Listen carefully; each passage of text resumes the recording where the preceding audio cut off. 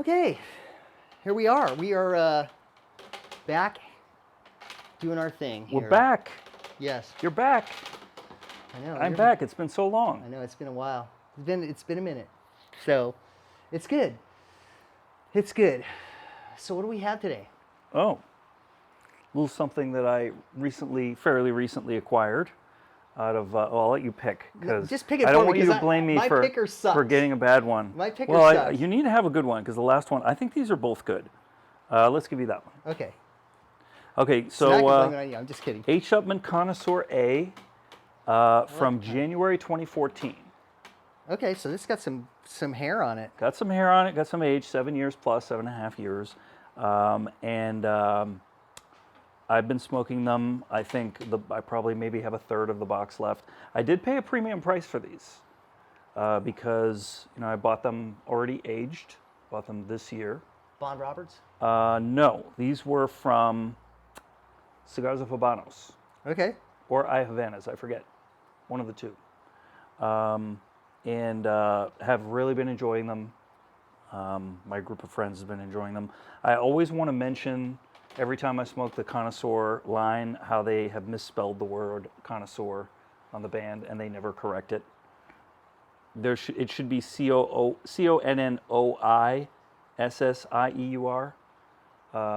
and there's no I in the middle there, and they've just never corrected it because it's just a French word, and weirdly misspelled. But if they put that I in there, it would run into the rest of the part of the band. They could make it a little smaller. Yeah. You could change font size. Yeah, you could change font size, but that takes a lot of work. It's a big word. So I'm going to punch mine with my 11 millimeter Zycar punch that I love for pretty much anything 40 ring gauge and above, but especially something like this. It's a 54. Yeah, it's a big ring gauge, 54. It's it's not a little cigar, it's for sure. Oh, the band is loose on this. It must be fake. Oh my gosh, I can just spin the band. It's got to be a fake one. Oh, I can spin my band too. Oh my God. I mean, if it's fake, give me more fakes. I'm just telling you, man. I mean, I did a video. I mean, that's why I always bring that up, because someone said that in the comments on one of the videos I did. That's weird. That's a weird thing to think, to make you think those cigars. Because cigars, especially if you age them for a long time, they will tend to shrink up and the band will stay the same size because it's not made of tobacco, and the band will be loose. I know. I know. So it really has, the looseness of the band has no bearing in and of itself on whether the cigar is real or not. Well, not only that, but if the cigars are in a sealed box and you open it up and the bands are all askew because the box is like 12 or 15 years old, someone would say they're fake because all the bands aren't lined up. And it's like, okay, you're shipping these things, they're getting jostled or whatever it is. Also, it's Cuba. How often do you even open up a box where everything is lined up correctly? Yeah, so sometimes you get an upside down cigar. I mean, it's crazy. Anything could happen. It's so crazy. So it's like, for you to put something on whether a band is loose or not, or whether it's not lined up with all the other ones in the box, you got to do a little bit more due diligence than just that, I mean, it's crazy. So, and you're pairing with a Coke, and I'm doing your triple filtered water. Triple filtered water, yeah, that's like high-end triple filtered water. It's good water. Yeah. So, you ever done the alkaline water with a cigar? Well, you wouldn't want alkaline water because the cigar's alkaline. So you've never done it. I haven't either. Yeah, I mean, that would be like alkaline on alkaline, and then your palate would be all jacked up. So you want more acidic in there if you're going to do anything with any kind of a beverage. You want more of an acidic kind of a beverage. That's just my own personal take. Other people's personal takes on it. So no, I have not done alkaline water. Actually, I should try it though. Just to see. Yeah, just to see. So we have the pretty normal type of wrapper that you tend to find on H. Upmann's. This dark rosado wrapper with a lot of red in it. It's kind of a rich, chocolatey brown color. Yeah, exactly. Any draw problems on yours? No, it's great. The draw is great on this thing. Getting a great retro on it. Perfumey room note a little bit. Yeah, it's like, this is nice. It's got like a bit of a richness to it right out the gate, which is nice. almost like, well, this is going to go with rich right now. I mean, I think I'm getting kind of like a cocoa a little bit on there, but it's rich. It's like, Full. yeah. I mean, I'm really getting, yeah, right out the gate, which is nice. And I want to like take another hit off of the cigar, but I don't want to heat it up either. Right. So it's like, I'm like very excited that it's actually a proper cigar. Mm-hmm. And it's like Proper cigar. it's a proper cigar. You know what I mean? It's good. I'm liking that right out the gate. Well, this is, I mean, it even says Connoisseur right on the band. It sort of says Connoisseur on the band. Yeah. It's like, it's not a cheap cigar. It's a cut above your Robusto size or your Corona size. It's for settling in, spending a little time, and with this much age, it should be plenty settled down. It should Yeah. be refined. You should be able to easily retrohale it through the nose, and not hurt yourself. And there should, some of the subtler flavors should have a chance to come up because the harshness, hopefully, of the new tobacco has aged out already. Oh yeah. Yeah. It's weird because what's coming off of right there when you smell it is different than the retro. A little bit, I think. Yeah, it's good. Yeah, what It's was nice. that? It's a really pleasant room note. I agree. Yeah. Plenty of smoke. Which But I it like. also is not so old that it's turned into nothing. Like it's still right in the sweet spot, probably. Yeah, it's 2014. What we're looking about 7 years of age on it, so it's like right at that that area, which we were talking about before, which we can talk about again, I guess, is the fact that with the newer process that they're using and everything like that, this is probably like a sweet spot for the newer type of Cuban cigars. I think it's definitely a sweet spot in there, for sure. Well, you and I have smoked cigars from, I'm assuming, every year of the 21st century. In my experience, 2014 is probably across the board my favorite year of the 21st century for cigars. 07 and 08 too. You liked, I know 08 is a favorite, 03 is a favorite as well, I like 07 and 08. 13 for a lot of people. Well, 13, that Monte Cristo came out in 13. Yeah, it was 13. The Monte Cristo number 2 that came out in 13. That was an amazing stick back then. And 14, yeah, 13, 14. I love Definitely. 14. I have a couple of boxes of PLPC from 14. I have some LGC number 4 and number 2 from 14. I mean, just everything has just been bonkers good. How do you get those number 2s though? Those are like really rare. I mean, that's that's not something that like the 4s you can get like they're falling out of the sky. Ooh, not anymore. But I'm just saying, they used to be the number 4s. You could just like get. Oh, you used to, sure. Readily. Nobody cared about them because they were a small cigar. Most Right. people don't want to smoke a little tiny cigar like that. But those number 4s, if you want them now, you're paying $600 a box for those things, for even like 2014 range. Whew. Oh yeah, it's crazy. And Those the are 2s, tiny little cigars. That's like a slim Yeah. Panatella. the 2, forget about it. You're well over $1,000 for a box now. Oh my gosh. Crazy prices. Crazy prices. I lucked into mine right at the time when it was starting to get crazy. I got a box of 2s for, I think it was just under $400, which is Wow. crazy. And then the 4s I did pay some money for. I have a 17 box that I'm aging. I have a 14 box that I'm very slowly smoking out of because I probably will never see them again. And then the 2s are both 2014 boxes. And one of them I did pay good money for. I probably paid $700 for the box, but the other one I just was a steal. So Okay. Yeah. Okay. Yeah. So, whatchamacallit? So, you ran into some very interesting cigars a while back, and this was pre-COVID, right? Was this around? no, it was during the COVID. last year, around, well, not this time, but it was like early last summer, Yeah. summer 2020.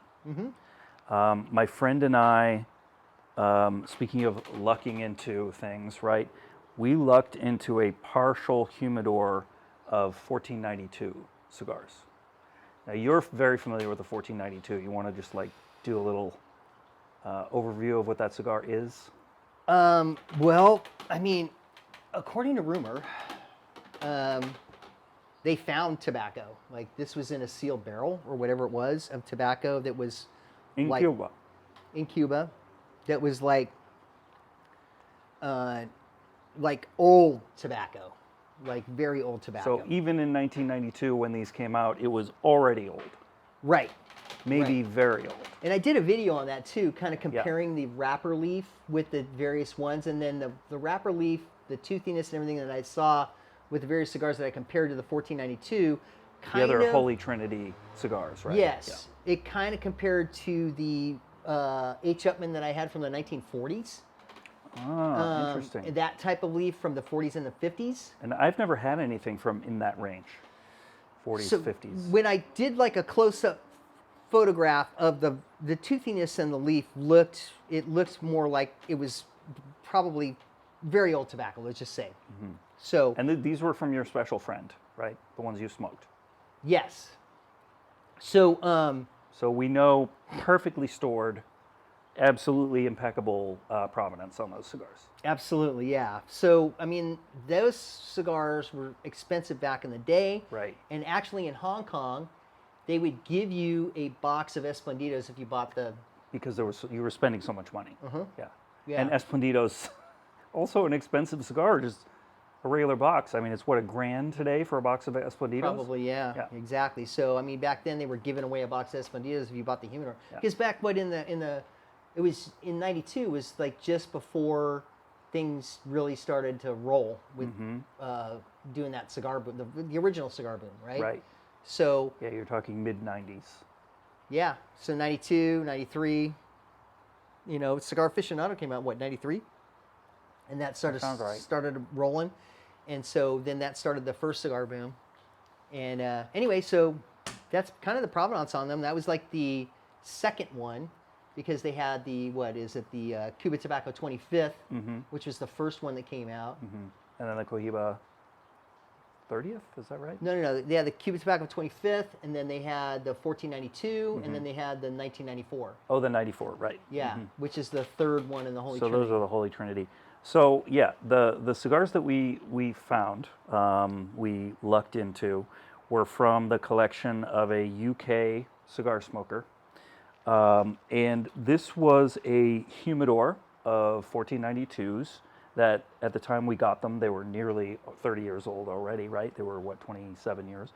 And I want to say there were 10 or 11 cigars left out of the 50 that originally came in the humidor.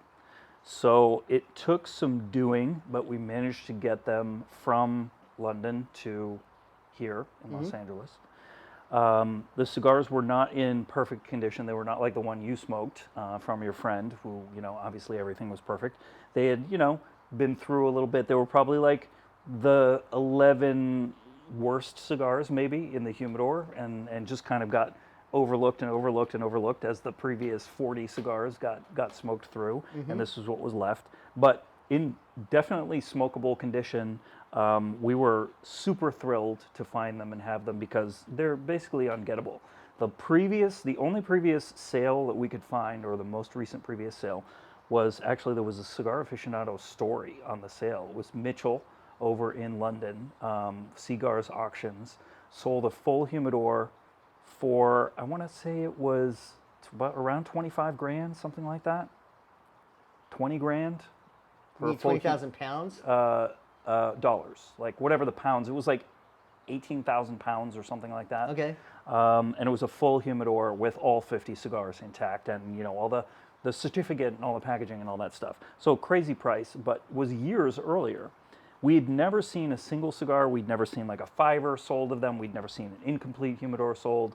So we ended up finding someone who was really interested in these cigars, and we still have not smoked one.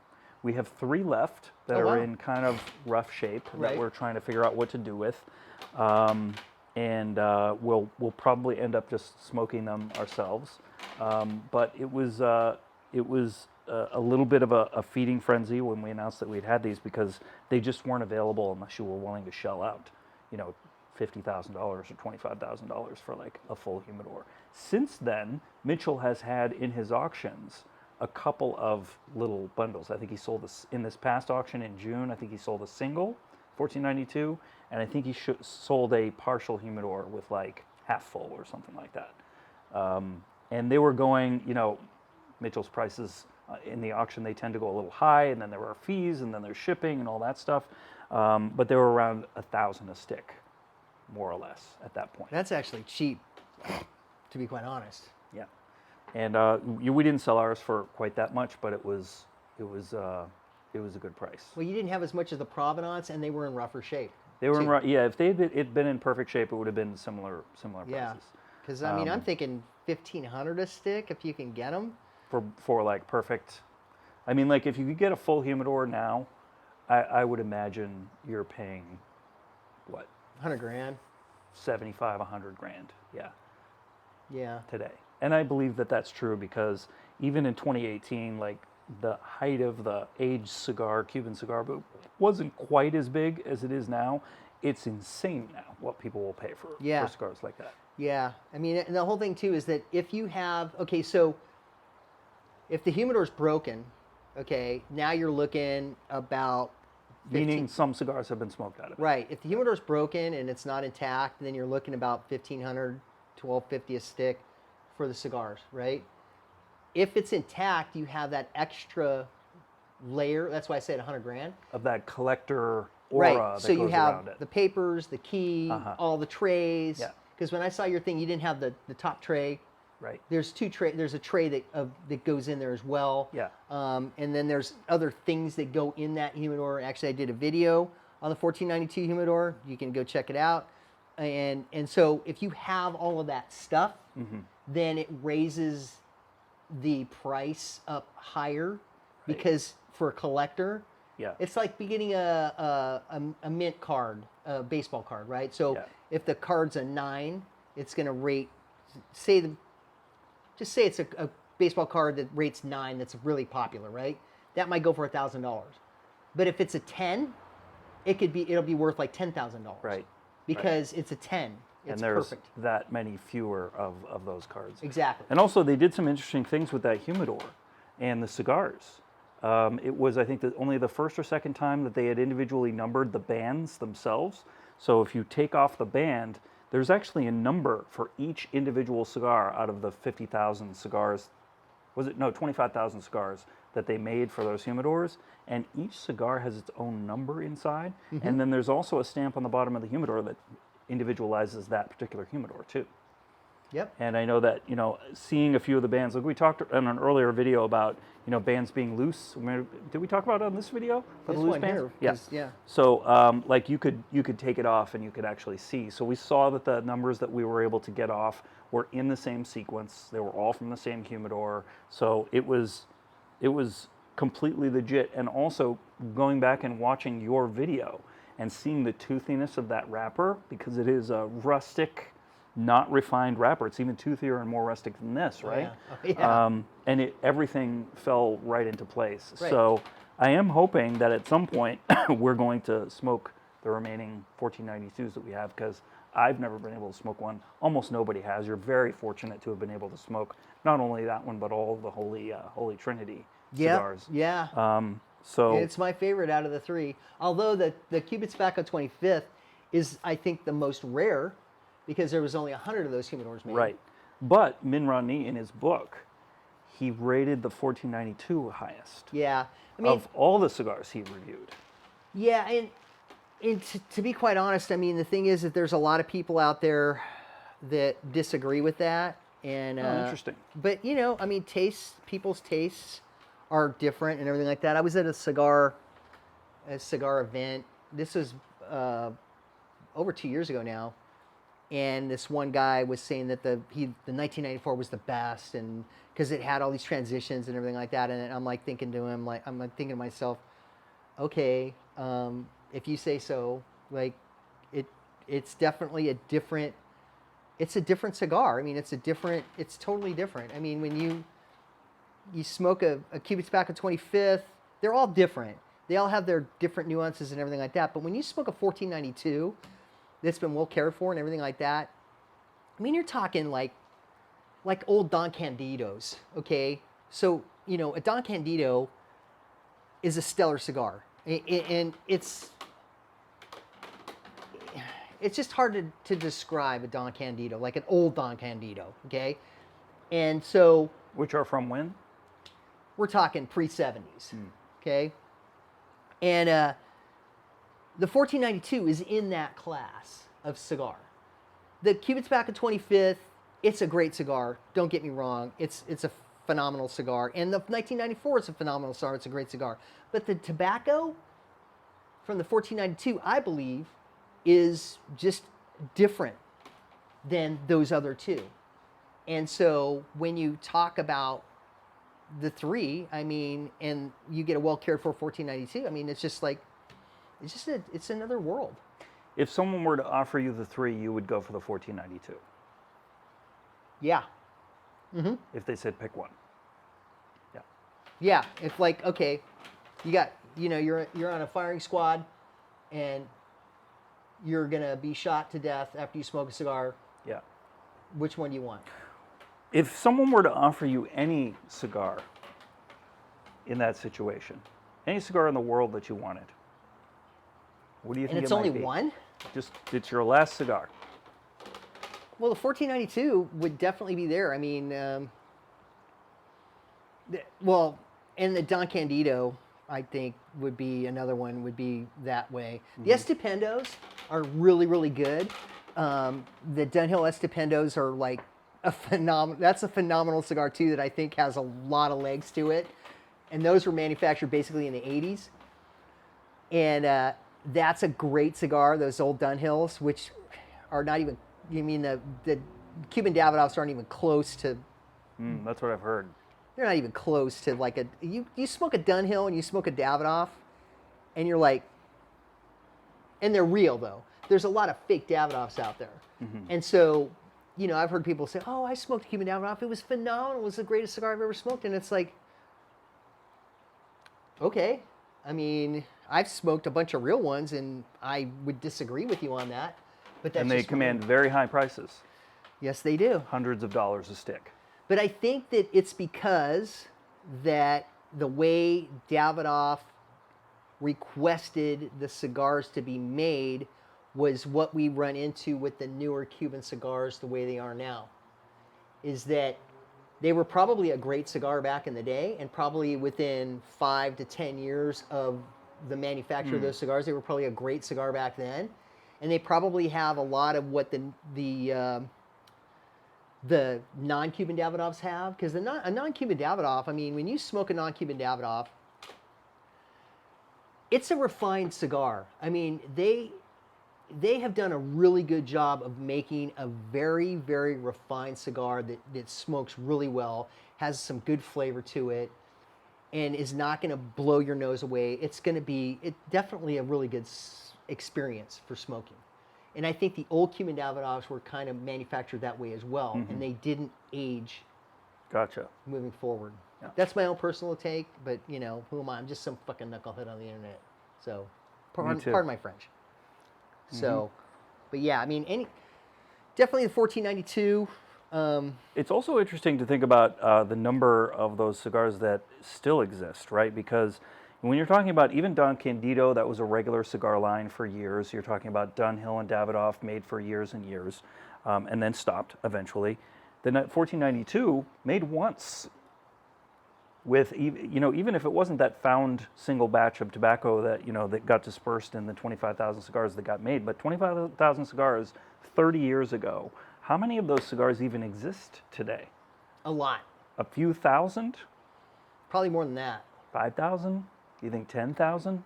At least. In his book, Minrani estimated that something like half of them had been smoked by the time he wrote his first edition, which was '03. Yeah, I mean, that's a possibility, but I also think that, another thing he mentions is the fact that Hong Kong collectors collected them.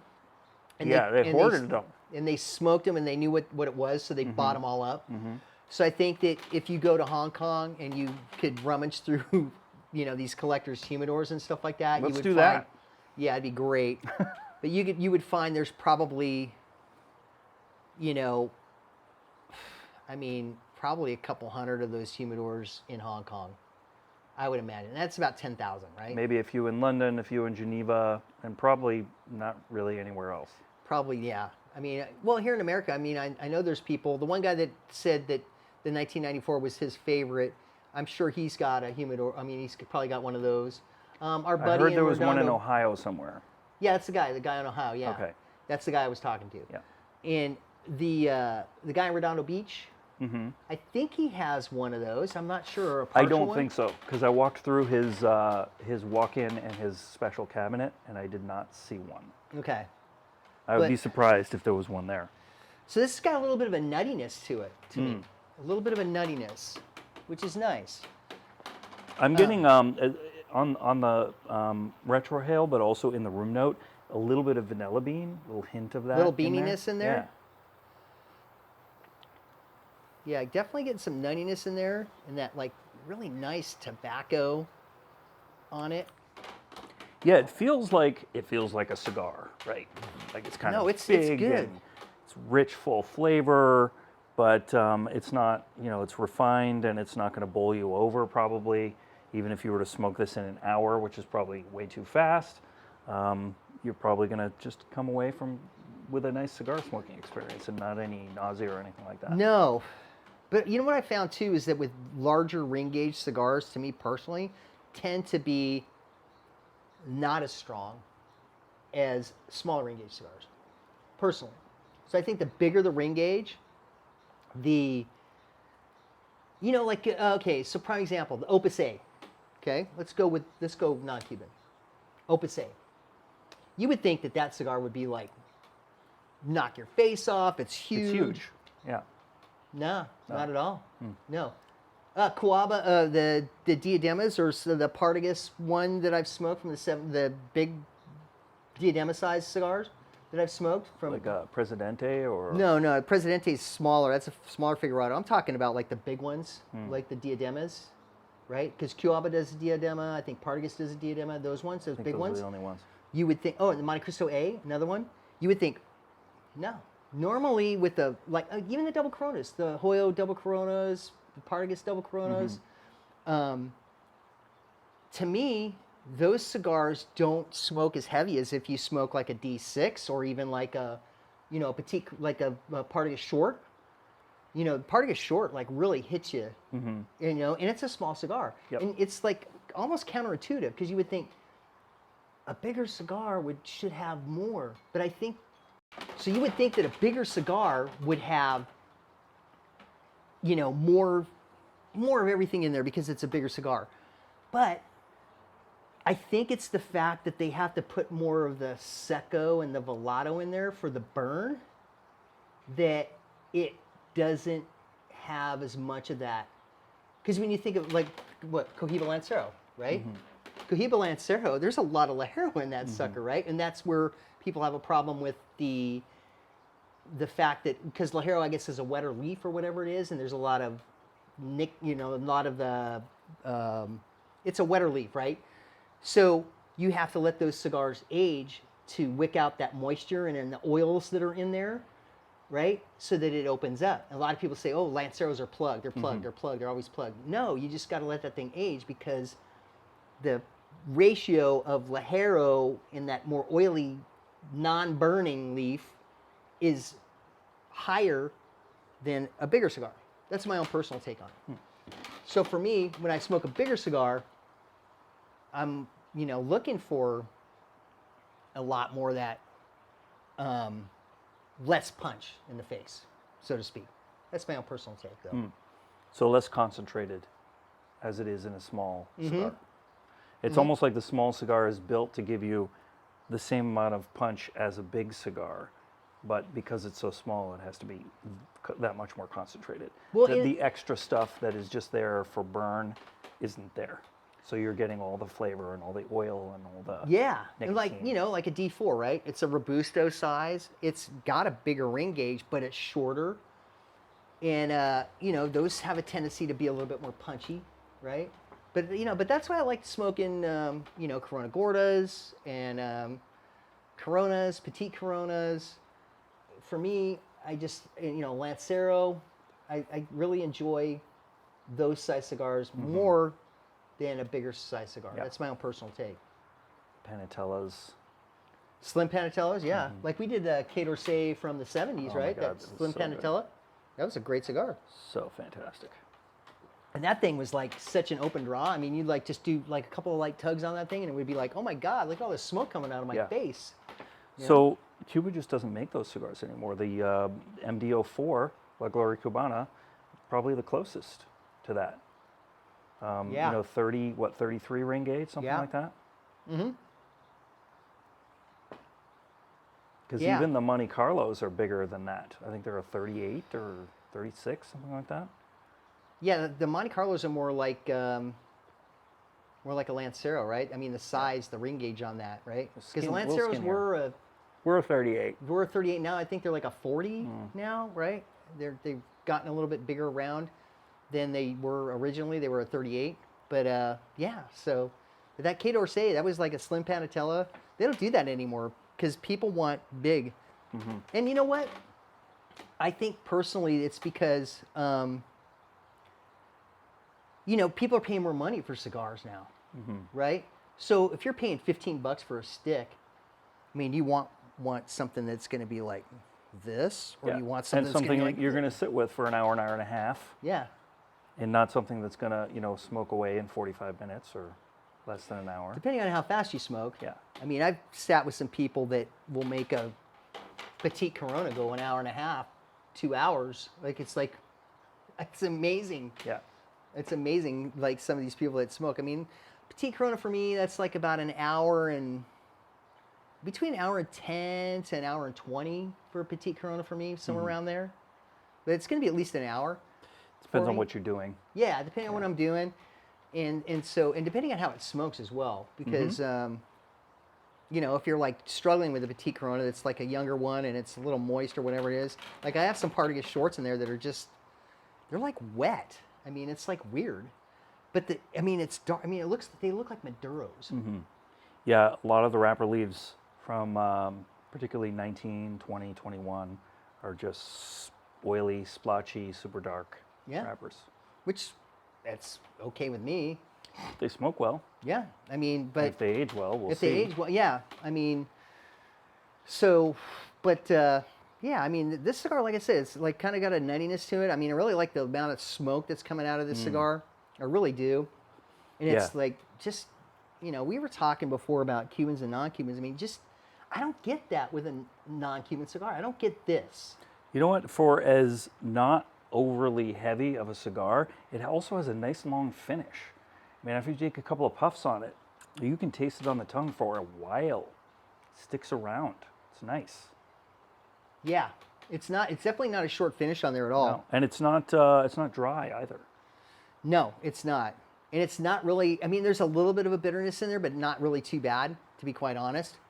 And I'm not getting any bitter. And it's kind of like, so on the tongue and the roof of the mouth, it just kind of like, to your point, it kind of coats all of it. Yeah. Like, how like sometimes you'll smoke a cigar and you like, it'll be like right down the center of the tongue is where you get the flavor, or it'll make your mouth salivate like on your tongue and everything like that.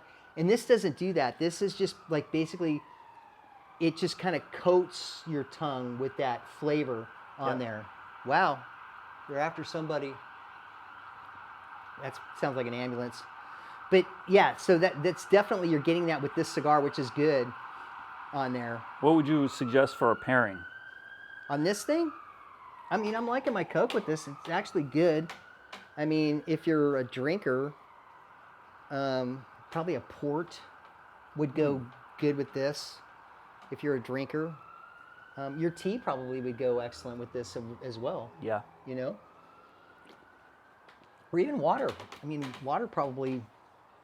It's because it doesn't have like a lot of that bitterness in there and everything like that. So I like water with a cigar like this because I know I'm just getting the flavors of the tobacco, Yeah. I mean, it just definitely, anytime you pair something with it, especially if you drink a lot of booze or whatever it is, you're going to run into that issue with, especially if you're drinking hard booze, that alcohol is really going to kind of deaden, I think, Unless it's like a lighter one, like a champagne. Port doesn't have so much alcohol in it. But port will have a sweetness in there, and champagne has that kind of a, where champagne will have that more of a acidic quality to it. Mm-hmm. So, I don't know, but I'll take yeah, your I'm word just for it. saying. You know, my buddy in Hong Kong, he likes drinking champagne with cigars. I've heard that. And it was funny because I haven't been doing a lot of social media. I have not been doing really any at all for like the past whatever. And I was just on there, and I was looking at stuff. Somebody was commenting how, well, this looks good together. There's a Cohiba with a bottle of champagne, but champagne doesn't go with cigars. And I'm like thinking to myself, I was going to comment on that. I just thought the better of it, you know, because everybody's different, you know. Yeah. So you can't, I mean, it's hard to say with people because everybody's different. I mean, we drink a lot of different kinds of fizzy drinks with cigars. Yeah. Colas and root beer, cream soda. I like the San Pellegrino Kinoto, which is like a citrus soda, Yeah. dark citrus. I like San Pellegrino. That stuff's good. Yeah. I mean, I really enjoy drinking, you know, something like that with a cigar. And like I said, with a Coke, I do that. I used to do Coke Zero. Just decided that's why I've been doing the mini cans, because I really don't do a lot. I don't like. I love the mini cans. Yeah, I mean, it's just Great. enough. It's enough. A full can sometimes is just too much. Yeah, it's just too much, and you're wasting. And I mean, I'm actually throwing this away too because I don't drink. Usually, like this one, I might drink pretty close to the whole can of Coke with this. But for the most part, I'm not gonna drink the whole can, so I'm throwing it away anyway. So, what's the point of getting a big can of Coke? Or sometimes I'll get the plastic bottles of Coke, and if you seal them up really tight, it keeps the fizziness in there. Yeah, because they don't count. Yeah, so I'll do like a 16 ouncer, and so I'll drink it down, and then I can smoke like 3 cigars with that bottle of Coke. Do you ever get this when you've been drinking a drink with a cigar, and then you put it away, and then you come back and you're not smoking a cigar, and it tastes like cigar? And you're drinking the drink? Yeah. Yeah, well, yeah, because you get yeah. I can't. Sometimes I've left a bottle of water for a day and try to come back to it, and I'm like, nope, Yeah. gross. Well, because all that oil and everything like that is Yeah. like going in the bottle. What really sucks, personally, is like when you wake up the next day. I mean, you brush your teeth at night or whatever. Like, you know, I brush my teeth quite a bit, and the next morning, you wake up and you still can taste the cigar. Like, you know, there's certain cigars that you can do that with, like like the Ligas, like will really linger a lot. There's some of the Fuente, the Opus stuff will do that. Padron will do that, where you like taste it the next day. Yeah. I managed to get a hold of I got a good price on a box of Angel Share not long ago. The Fuente size, Opus X. Man, in general, the Angel Share is my favorite non-Cuban cigar. Not necessarily because it tastes like a Cuban cigar, because I just like how it tastes. They're very hard to get a hold of. They're expensive usually when you do get a hold of them. This box was like $800 for a new box. It was 36. 32 Yeah, 30 in the box. So, you know, a little more than 25, normal 25 and those count. are small, right? They're like They're not the Fuente small. Fuente is like a Corona.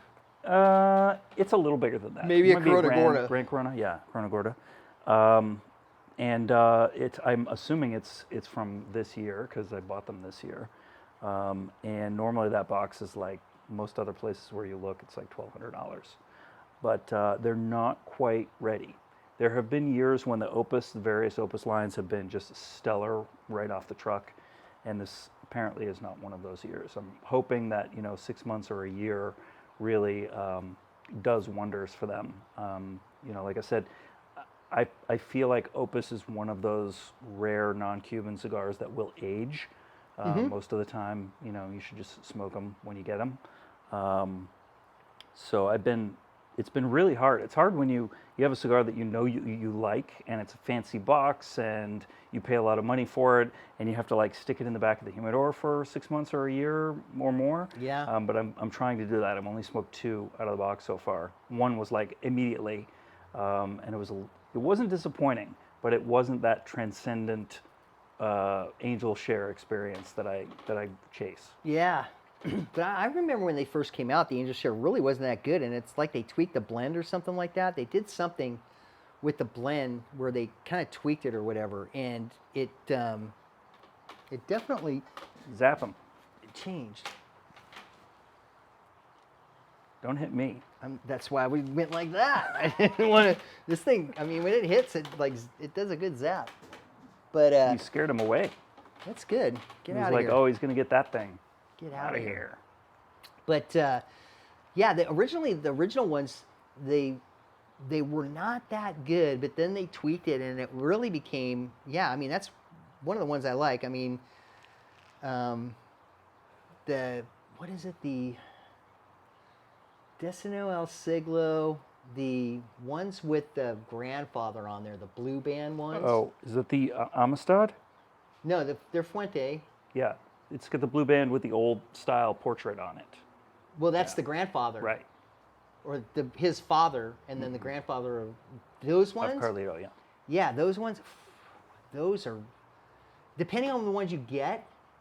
The ones from '08 were like, I believe they were '08. They were like amazing.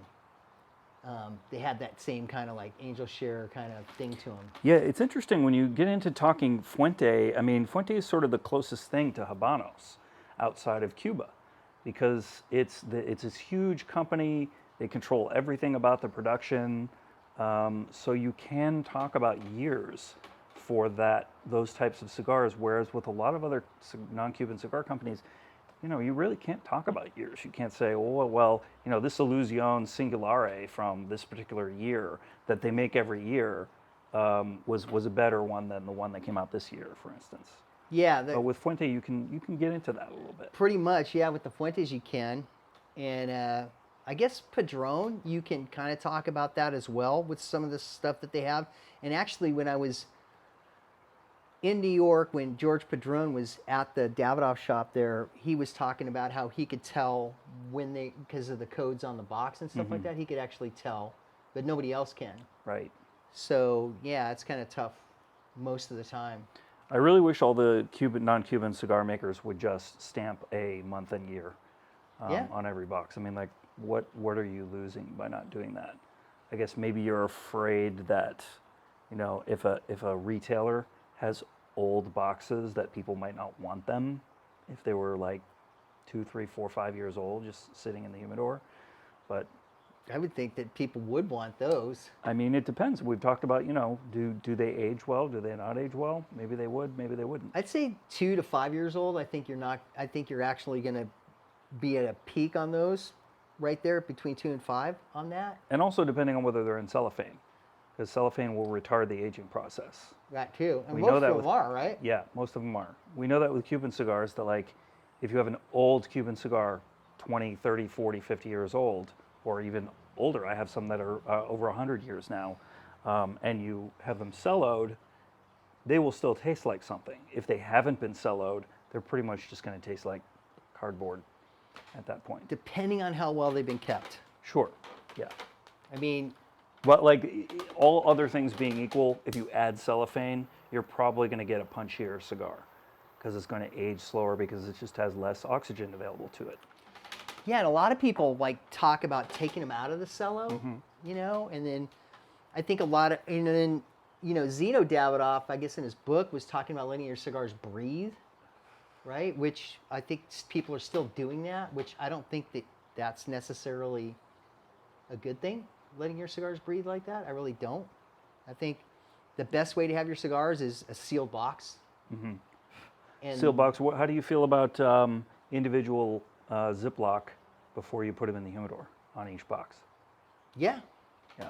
yeah, I think that's Another thing that's going to retard the aging process, right? Yeah. Because less exchange of air and humidity to the cigars over time. yeah, and you're gonna get, I mean, if it's in a sealed Ziploc bag, it's gonna maintain that humidity inside the bag. Yeah, Nothing's escaping out of there. right.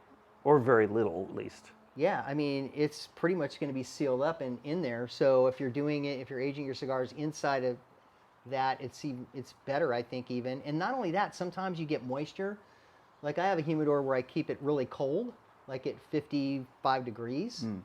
Pretty And cold. so it gets condensation at the top and then Yeah. it'll drip water down. Yeah. Sometimes it'll do that. And so if you have it sealed in Ziploc bags, it's not going to wreck your cigars.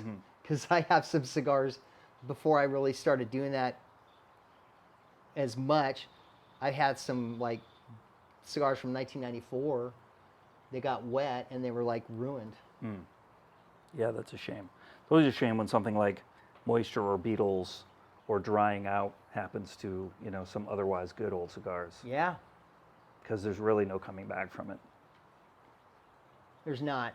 There really isn't. You're pretty much done with that. So you definitely, I think, putting it in a sealed bag's better for your cigars. Absolutely. On that. And, my buddy in Hong Kong, that's what he does. All his cigars are sealed in Ziploc bags inside that one. Well, at least the one humidor that I've seen, they're like that. So we're past the third point, getting toward half on this cigar, and I feel like the body has ramped up a little bit. It hasn't become a strong cigar, but it's not as delicate as it was when I first lit it. yeah, it's just like I said, like the finish is good on this thing, and to me it's been kind of medium, and then it's gone to medium plus, and it's kind of medium full now as far as the body goes. To your point, it's getting stronger, and you can see like on the oil on the wrapper right there too. It's kind of glistening on there as well, so it's definitely getting a bit stronger as far as the finish goes and everything like that. But the flavor in the nose is still good. I mean, it's not overwhelming. There's a lot of flavor in there, and I mean, it's a proper cigar. I mean, to me, it's like. It's real good. I mean, the construction is fantastic. Yeah. I haven't touched the burn on this. I don't think you have on yours either. I think I did once. I got to Early even on, it out. But yeah, I mean, just seriously, like, it's just a proper cigar, and the ash is like super white too. I mean, it's like mine's. Yeah, it's kind of like coin stacky. Yeah. A little bit of that going on. Yeah. It's a proper cigar. I mean, it's good. It's like what you would when I smoke a cigar. It's like when I smoke a cigar like this. It's like, yes, this is why I like smoking cigars.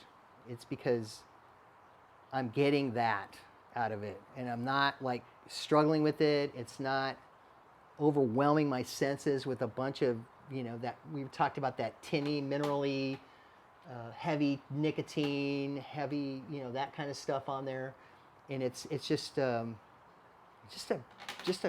brilliant stick.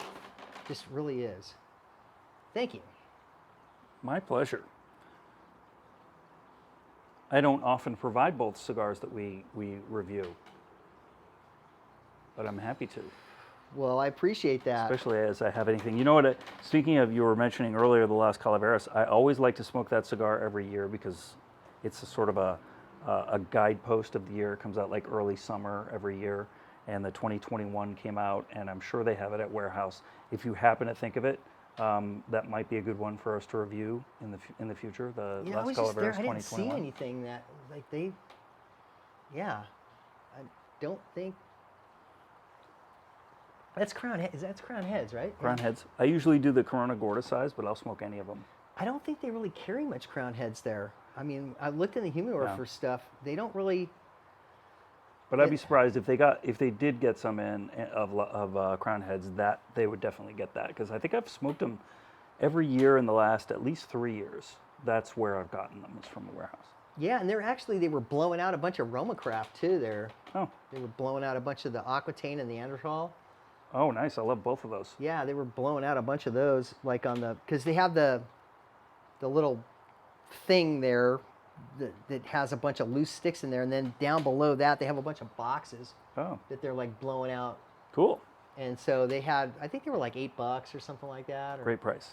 somewhere around there for those and everything like that. So yeah, I mean, that's definitely, they do that. Now V-Cut, they don't do that so much, right? They don't blow everything out. No, there's no like sales section at the B. Yeah, which to me, every cigar shop should have that. I mean, it just makes sense to me. I mean, if it's not selling, don't you need money for inventory? So Right. why would you not Or blow at it least out? space. Usually it's a space issue, right, for retailers. Yeah. So wouldn't you like just want to just like blow it out and like at least get your money back or a little bit? You're probably going to make a little bit profit on that, not much, but blow it out. You got money for inventory now. Now you can buy whatever you want to buy, and you have the space for it and everything like that. And it's like it just makes sense to me to do that. And like a lot of these retailers, they hang on to the stuff, and they're gonna hold on to it until it's in their cold dead fingers, and it's not gonna sell. And it's like, why would you do that? Like, what is it, Maximar? I mean, that humidor there is a mess. But I mean, It's they always been a changed mess. it. Maximar? Oh, did they? Yeah, they moved because the old Maximar is all shipping now inside the old. They don't have a lounge anymore, and then they opened up another little area that my buddy actually did the really good work on the humidors and all of the shelving and stuff like that in there, and so they changed it up. But the old humidor was so big that we found stuff in there like the La Aurora 100 Años Bellicoso. We found like 5 boxes of those in there, and this was like in 2016, 2017, where we found those in there, and those came out in 2003. Yeah. I mean, so like, why? Yeah. Why would you just like not go through your stuff and like go, okay, this isn't selling, let's get rid of it, And Cigar Warehouse, they really do a good job of doing that. So, got to commend them on that.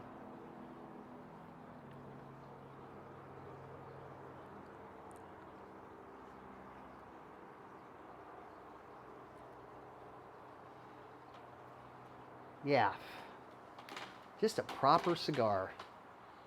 I love that. Proper cigar. And like your, and like that rosado, that really dark. The wrapper's really nice on this thing though too. Yeah, it is. But really, I mean, I always say I really don't care as long as the construction's good, and I really don't care as long as it smokes good. Mm-hmm. That's the end of the day. I know there's some cigar reviewers out there that are like really sticklers on the way it looks and the way it smells before you smoke it and everything like that. But like for me personally, and there's not many times where I've smelled the cigar and did a cold draw on a cigar and it's tasted like that. Usually when you light it up, it's like it's different from that. That's my own personal. Right. For the most part, that's usually Yeah, happens for that's me. true. There's a different taste on the cold draw versus the smoke. So I mean, unless you're gonna be sucking on that thing without lighting it, I mean, what's the point of all that stuff? Yeah. I mean, I just want to make sure it's not a wind tunnel, and it's not like totally tight, and that you have a good resistance on there, and you're able to get a lot of smoke out of the cigar, and then that way you can do a good retro. This has a nice balance too. There's not a lot of resistance in there, but it's certainly no wind tunnel. No, it's not. It's like it's a proper cigar. Yeah. And that that another key too though is balance. Like the flavors in this cigar are balanced. Right? There's a balance to this thing, like with the finish on there, and to me where I'm getting the nuttiness and that tobacco, you're getting a bit of that beaniness in there and everything like that. It's extremely balanced. So where like it's not, you're getting the flavor, but you're not overwhelmed by any one of the flavors, and they all kind of work together to make a good experience for you smoking a cigar. Yeah, and part of that is probably the blending, and part of it is also the age. Yeah, both. Everything's had time to marry. Mm-hmm. The oils have intermingled inside the interior of the stick. And I think that, as far as balance goes, I think that everybody has an innate understanding of balance. They may not be able to equate it into words or whatever it is, and I think that's where I think cigar reviewers on the internet, when you're good and trusted cigar reviewers or whatever it is, they're able to translate what they're experiencing into words. But I think that everybody has an innate understanding of what balance is, and that's what, when they go, oh yeah, that's a good cigar. Yeah. I can't tell you what the flavor is or anything like that on it, but it's a good cigar. I mean, I'm really enjoying the cigar, and I think that's where it comes in with balance. Are there any reviewers that you particularly enjoy? Uh, Present company accepted. I don't watch a lot of cigar reviewers and stuff like that. I might get like some of the, like, because I've been smoking, like I said, a lot of New World stuff. And so like I'll pop out there and like just see what people maybe take on that after I've smoked it, just to see and stuff like that. So I don't really have anybody that I have watched and I can say, oh yeah, that person, and so on and so forth. I really don't do that. And even the bad reviewers, I don't really, to me personally. But I mean, the thing is I can't say someone's good or bad or whatever because we're all different, right? We're all Sure, it's subjective. I tend to go for, in a lot of reviews that I either read or watch, and not that I experience that many of them. I don't, I don't watch or read that many cigar reviews, but I do a few. I usually will, if there's a cigar I'm interested in, a half wheel, I'll read that. Occasionally I'll read something cigar aficionado, although not very often. But there's a few on Instagram that I'll pay attention to. And I like the entertainment value. Usually they'll have a shtick, like obviously Charlie on Half Wheel, he gets slammed for his very, very specific flavor profiles and notes that he'll find in cigars. Right. I actually enjoy that, whether I detect the same ones or not. And then there's a father and son team. We may have talked about them before. It's Folks and Sons. I believe the father's name is Nick Folks or Nicholas Folks. He's written books and he's also a watch guy. They do very entertaining, kind of fancy looking cigar reviews, but it's also a little bit tongue in cheek. Like they'll dress up in these really nice bespoke suits and have a really cool old watch on, and they'll smoke a cigar. They'll both smoke the same cigar. It's sort of like if you and I were fancy and British. and we were doing, because it's a long review. They bullshit about all kinds of other things besides the cigar. They have their kind of precious, scissor cutters and special, soft they're flame entertaining. lighter and all that Yeah. stuff. But they're very entertaining. They're very likable, very personable, extremely British. And one of them, obviously, a father and son. One of them's much older. One of them's much younger. They each have their own style. It's really fun to watch. And they'll do these like long form Instagram videos. I don't know if they do them other places too, but they also, because the dad has been around for a while, he knows like all the retailers in London, and they'll do a special review from like the Davidoff shop in London, that kind of a thing. The most recent one I saw was at this fancy club, I think for British people in Spain, and they were doing their thing there, and they had like kind of their version of relaxed lounge wear. It was also Which is really probably, dressed like, up. really dressed up, yeah. But they're kind of great to watch, and they're not the best cigar reviewers in the world, but it's a show, right? And Yeah. it's part of like the thing is like you wanna like the people, you wanna like what you're seeing, and if it's an hour-long thing, how long can you actually talk about a cigar? We talk about the cigar for maybe 5 total minutes. It's like a football game, right? How much actual action is there compared Right. to how long the game is? It's a 60-minute game and there's like 10 minutes of Yeah, action. right. Right? So yeah, so Conehead. Have you read anything by Conehead? No. He's a New World cigar. It's totally a blog, and it's Conehead. It's K-O-N head, Conehead. He's like that too. He was in the music industry, and so what he'll do is he does it, and he's kind of like Charlie Minato too, where he has a lot of descriptors that he goes in with his cigar, and he does mainly New World cigars. So I'll read his stuff as well because he's very entertaining. Like you said, he'll like go into this. I mean, it's a long diatribe of everything in the thirds and everything like that. And then at the end, he talks about a certain instance in the music industry for another blurb on there, and he'll talk about all that on top of that. Right. So yeah, he's So he has a structure that you go for, and that's what you're going to get. yeah, that's pretty good. And then what I do like the boutique smokes, boutique, not is it, what is it? The one out of Orange County, out of Is that out of Maximar? yeah, but it's they're online. It's Boutique Smokes, I think, right? That sounds right. It sounds familiar.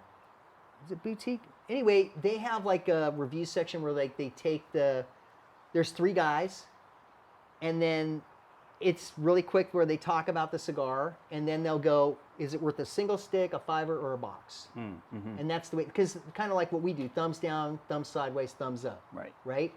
So they say, they'll go, oh, it's maybe worth a fiver, or it's box worthy. That's kind of good too. I mean, it kind of gives you a take. Yep. And they have 3 different guys on there, and they do blind taste tests on these cigars. And that's really good too, because you get, certain guys you kind of like better than the other guys or whatever with their descriptors and stuff like that. And that's pretty good too. I think is it Boutique? What the heck is that? But it's Maximar, it's their online arm of whatever it is. I And see. like I said, they that's pretty good too, because they Is it review lots of- affiliated with Small Batch? That's it, small batch. Okay. Small batch cigars. There we Gotcha. go. My mind's not where it used to Andrew be. is the Small Batch guy, right? Yes. Yeah, okay. Yes, and actually, my buddy who did the humidor in Maximar, he actually did some work for Andrew at his house. Did a bunch of really cool stuff. He showed me pictures of it, and he did a really good job at Andrew's house as well with a bunch of stuff there. So, yeah, small batch cigars. And I think there was a guy on Instagram, and he doesn't do it very much anymore. He would do where he would film himself, and then he would have a hat on. I thought it was 2 different guys at first when I did it. And he would have like this little, like a 30-second video on Instagram. Talking back and forth as though he's 2 people? Yeah. Interesting. And then at the end, it would be taste like chicken. Everything tastes like chicken. That was really entertaining too as well. And I think he does the reviews for Small Batch too. He's one of the reviewers on Small Batch. Is what he does. So, yeah, that guy. And actually, my buddy met him. He sent me a text of that. Anyway, I think I deleted it. I'm not sure, but anyway, he's entertaining too.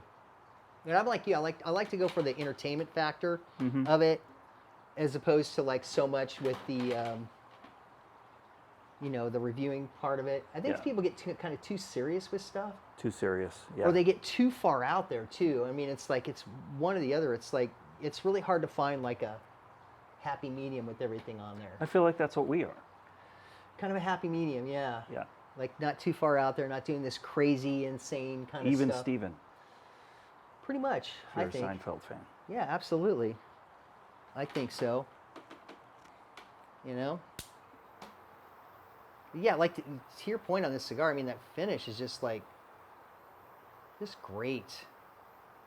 There's really and this finish is getting longer, I think. Yeah, there's a certain almost like a syrupiness that's coming in. This concentrated. It's rich. I mean, the way that it's coating the palate is that it's not, like I said, it's not down the center of the tongue. It's not on this. It's just like the whole mouth is just coated with. And I have a tendency. Okay, when you think of creamy, do you think of that as a flavor, or do you think of that as more of a descriptor with the smoke? What do you think of creamy? Both, because I'll use it for both. I'll use it to describe the character of the smoke, but I'll also use it to describe it if I feel like there's a milkiness in the flavor itself, because some cigars are like that. I smoked a 21-year-old Vegas Robina Classico on Friday night, and it was creamy. It tasted like milky. It also, obviously being vintage, it was completely refined. It was really easy to retrohale, but that it had sort of a dry smoke character, but the flavor was creamy. Okay, so you do both Very with delicate. Yeah. creamy. So it's like kind of like that, almost a chewiness, almost maybe, or like a Could coating. be. Right, with that flavor of the kind of milkiness in there and everything like that, where it's like, yeah, kind of lactic or whatever on there Yeah. with creamy. Okay, all right, yeah. Because I have a hard time with creamy. Like creamy to me is more like the smoke, the way it settles on the palate. And I almost want to say this is kind of a creamy, but it's not really quite there. It's more of a, like it's heavier. It's like a heavierness. Yeah. It's not creamy. Like you said, some cigars with that smoke just kind of coat your palate and it's creamy and it comes out and it's like kind of smooth and silky and everything like that. This is, it has It's a bit little of sharper than that. yeah, it has a little bit of a sharper tone to that. And that might just be because these might get creamier with age too, Could. as well, because it'll have a tendency to wick out some of that, a little Yeah. bit of that twanginess to it. Although this box is not going to last, I'm just going to keep smoking it until it's gone Yeah. because I feel like it's in the right zone for me.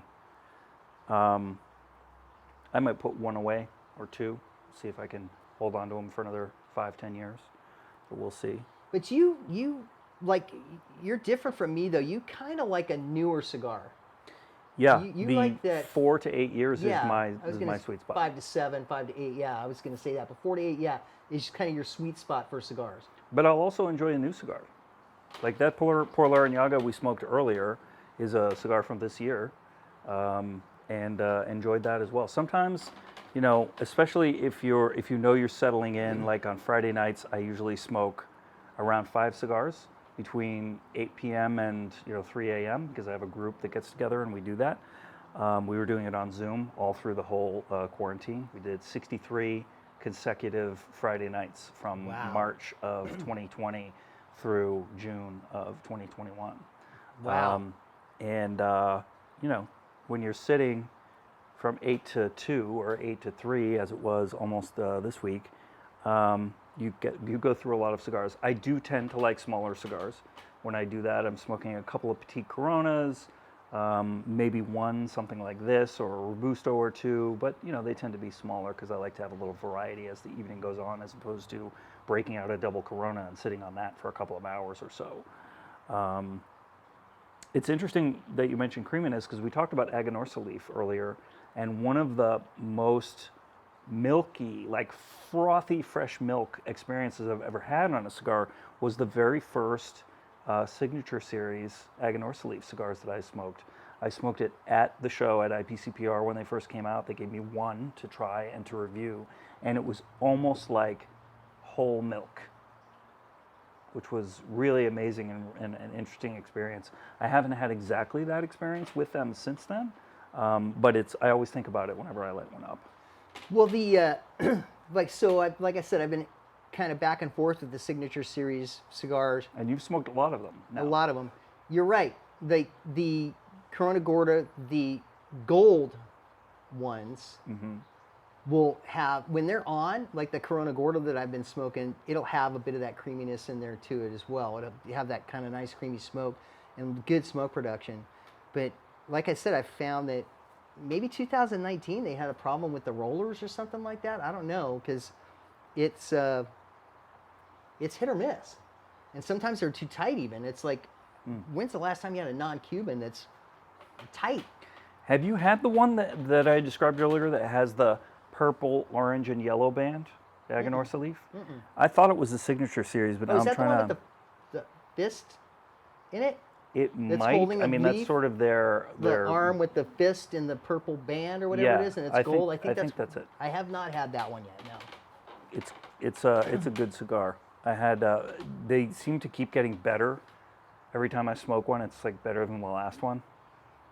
Okay. So I recommend it. And also, they have a really nice box press to them. I feel like a box press. Box press can be good.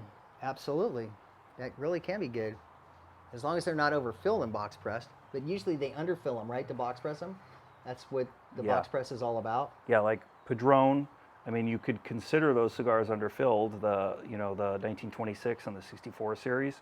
But like you said, you don't feel like you're getting ripped off, even though they're kind of a wind tunnel, because the smoke production is so big. You don't really have to like suck Yeah. on them very much to No, get a you lot of don't. smoke, and they're obviously great cigars. So I mean, as far as construction goes, I mean, I think out of the big boys, let's just say Fuente, Padron, Davidoff, those are the three big ones that I think I'd of. agree. The construction on Padrones, I mean, is always, how do they do that? I don't know. You know? It's weird, and it seems like they're doing something very specific and very special with those cigars to be able to get them that way. Like the expertise in the exact right amount of leaf for burn versus leaf for flavor is pretty incredible and so consistent. Yeah, and the way that they bunch it. Yeah. I mean, to put it together and everything like that. I mean, it's like, you know, I'm not a big fan of Padron cigars, to be quite honest. I'm not. I just don't get it. I am. I would smoke more of them if I could afford to smoke more of them. Yeah, I'm not a big fan of Padron cigars. I just don't. I don't get the whole.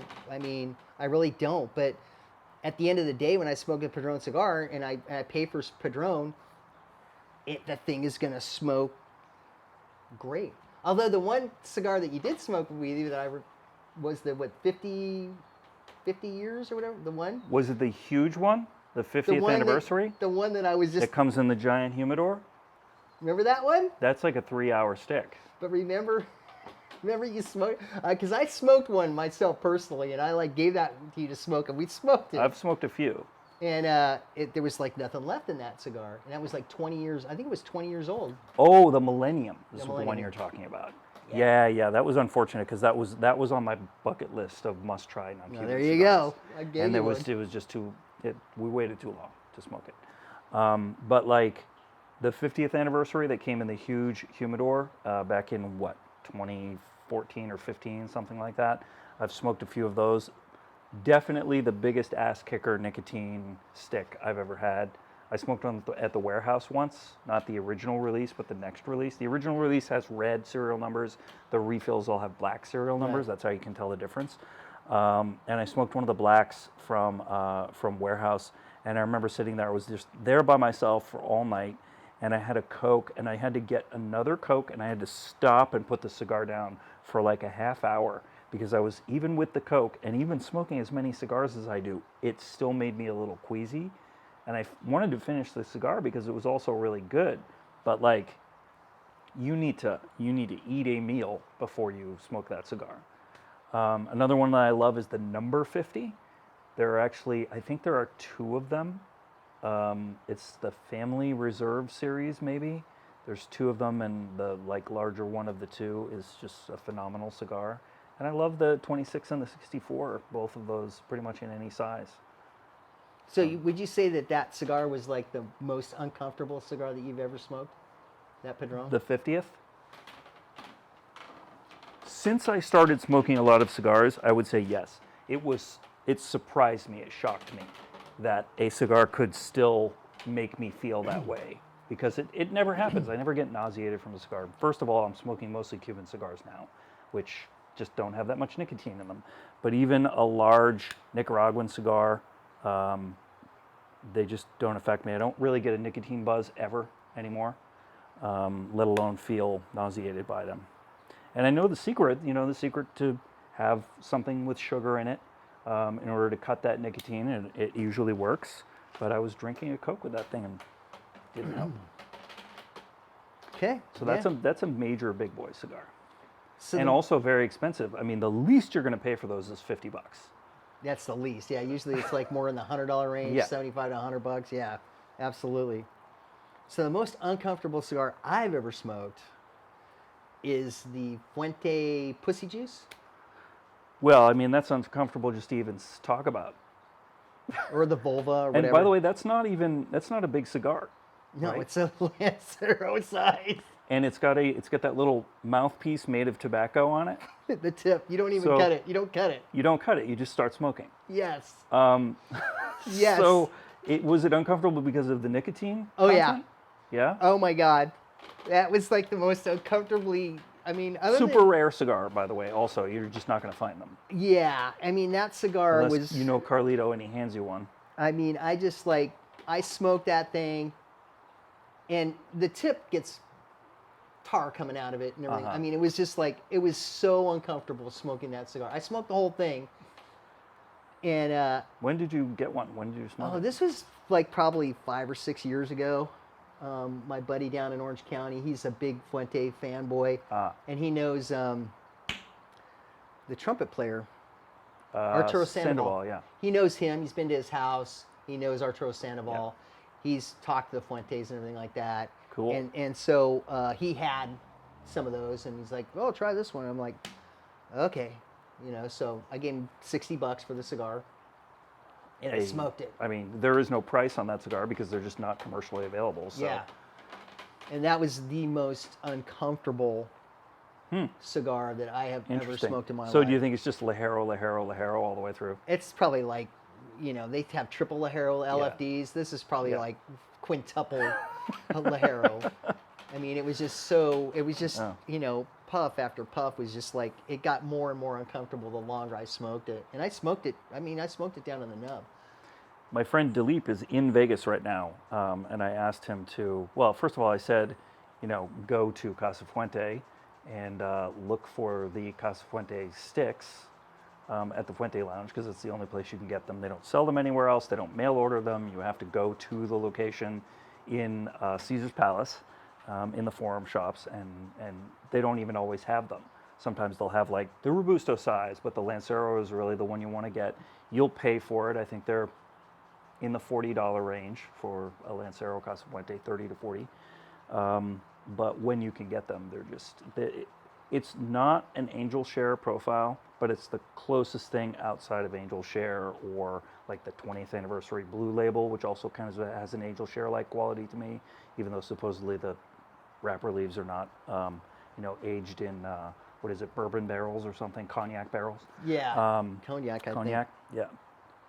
But also, if you were ever to see a Pussy Juice or PJ on the shelf, that's where you might see one box show up, every 5 years or something, because when Carlito visits there, or even when he's fulfilling their shipping requirements, sometimes he'll just include a weird box of something that he's like kind of toying around with, something maybe out of his personal collection or whatever, and you'll see it on there, and it'll be crazy price, $120 a stick.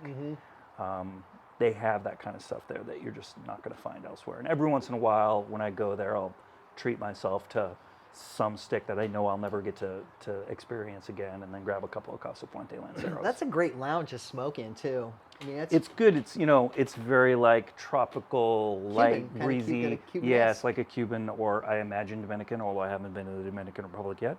Would love to go to Chateau Fuente. That would be amazing. We should do that. When COVID's over, we should go to Chateau Fuente and do the whole tour. Go to the factory, go to the fields. Yeah. Yeah. Wear absolutely. seersucker suits and I'm a not big gonna go that fedora far. hat. I'm not gonna go that far. No, you don't really change your wardrobe no matter what. When you travel, you're the dude all the time. Pretty much, man. I mean, shorts, t-shirt. That's kind of it. Yeah, or jeans. Like in Hong Kong, I was wearing jeans with a collared shirt because I asked him what the. That's like a suit for you. It's like a tuxedo. Yeah, I asked him what the requirements are for me to go, because we went into some pretty fancy lounges and stuff like that. And yeah, you can't be seen with him, dressed like this exactly. Yeah, and he doesn't really go to lounges anymore anyway, so it was like really kind of a rare. Yeah, you said it was like a celebrity experience for the people there. So I mean, but yeah, for the most part, shorts and t-shirt and comfortable because I wear a uniform at work, so it's like, right. I got all that. I mean, I can dress up a bit, but for the most part, it's like this. So yeah. But, I've got to get a suit because I have a wedding coming up in about 3 weeks. Oh wow, where at? And good question. I actually don't know where it is yet. I have to look at the invitation again. But I have, through COVID, I've outgrown all of my suits. Really? And I'm going to have to go and You're growing? get something. Some parts of me are I growing. thought you were too old to grow. I mean, I thought mean, like in your 20s believe you stopped me, growing, and you're like what, 35? Once you hit 35, you grow in different areas. Oh, okay. You start growing out. Yeah. So like, okay, all right, yeah. I mean, I'm growing, but I'm growing and. You seem pretty much the same. Well, I was growing, and then I kind of lost a bit of weight, and anyway, I've kind of maintained whatever it is now. So, been going on a lot of walks. Yeah, I know a lot of people who've been doing that, having good luck Trying with to stay away from all those sweets. I got a big sweet tooth. I wish I could stay away from the sweets. You know what I've started doing this summer that I've really been enjoying treating myself? I keep a box of popsicles in the freezer. And it's just great. It reminds me of being a kid. They're like individual things. You know, you go, you unwrap one, you knock it down, and it's like they're cold. It's nice for the summertime, flavorful. You remember the bomb pops? They Bomb- were red, yeah, red, white, and blue. Definitely. I love those things. Those were so Yeah, the great. rockets. And then I used to always, when we had the ice cream man, when I was living in like Massachusetts and we had like a real neighborhood that there were other houses around, I would always get the orange creamsicle cone, which came in the plastic cone with the gumball on the bottom. I've never had that. Yeah. And the gumball, of course, because it's frozen, like would always like nearly break your teeth when you first start chewing it, but it was like a treat at the end of the thing. Really, I've never had that. I've had the creamsicle, like the orange creamsicle. Those are always good. But Same flavor. Never had that. That's fancy. No, I don't think it was very fancy, but That is fancy. Well, I mean, yeah. you got a gumball on the bottom and a cone and all yeah, it that. was a red gumball. I mean, that's like fancy. I mean, I'm just like, like creamsicle. I got like, on a stick. You know, that's me. That's, to me, that's cone and that's fancy. That's some fancy stuff, man. Wow. I mean, that's crazy fancy. They were probably a quarter or 50 cents. That was a while ago. Yeah, but god dang, man, that's good. I'm 35 now, so I was probably 5 years old when that. Yeah, exactly. Wow. I wasn't smoking as many cigars back then. Definitely stronger. Yeah, it this ramped thing. up a little bit. Oh yeah. I mean, as most cigars do, right? As you smoke through them, all that smoke is going through. Every bit of that little bit of cigar has had all of the smoke from the entire cigar go through it. Those holes there. Holes? Yeah, little tiny. Are you seeing them in mine? I can't really see it. No, you put my glasses on. Mine look fine. Just looks like a regular cigar. Me. You got like a little bit of holage there and there. That's like, see that? Yeah, well, I mean, you're bunching the leaves together. It's basically a bunch of little tubes, Interesting. depending on the bunching technique. But yeah, so the hole there, I mean, like on the Aganorsa's, like it's, It's dead center, right? well, no, it's not dead center. It'll be on the side or like close to the center, but it'll be like bigger. And it's like, whoa. Yeah, so, no, this thing's smoking fine. Lots of smoke. And just that finish, though, I mean, it's just like rich. Rich is what I want to say, rich. Nice It's rich rich. finish to it. It's rich.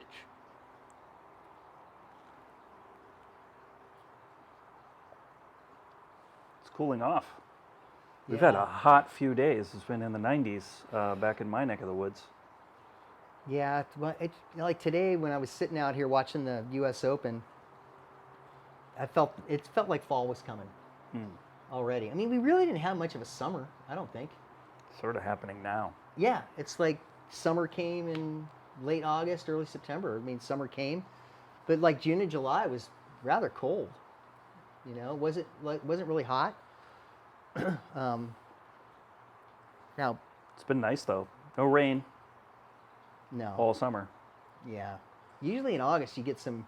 We had like a little bit of rain in August, but not like. I mean, I remember back in the day, we'd have like thunder and lightning storms in August here, and be like heavy rain and stuff, but not so much now. Climate has definitely changed. Even in the 20 years that I've been out here, it's different. Yeah, it's different. It really is.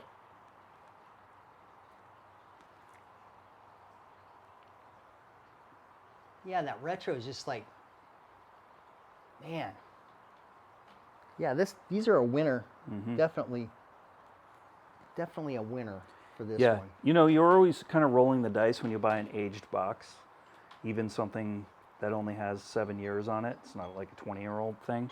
So I was very pleasantly surprised to see that these had held up and were smoking really well right now.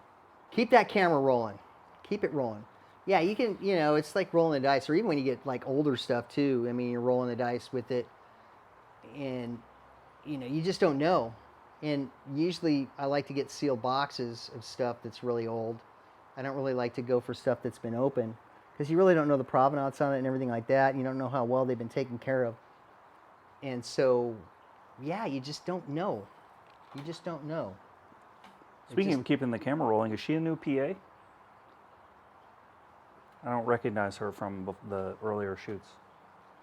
The one who's running the camera for us. Different. Yeah. Yeah.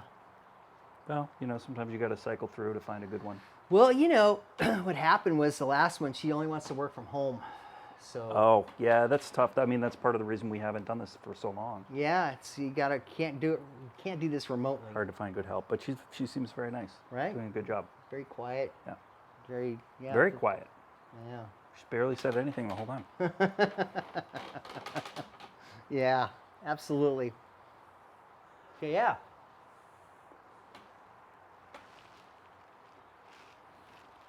Well, at least you're going to a wedding and not a funeral. Yeah, I mean, I've been lucky. Haven't had anyone go that direction directly in my life, although knowing a lot of people who have had that going on. Yeah, I just, well, not a funeral. That's another thing that happened to me. So, had a friend of mine who was going through a lot of crap. Anyway, he was staying at my house down there, and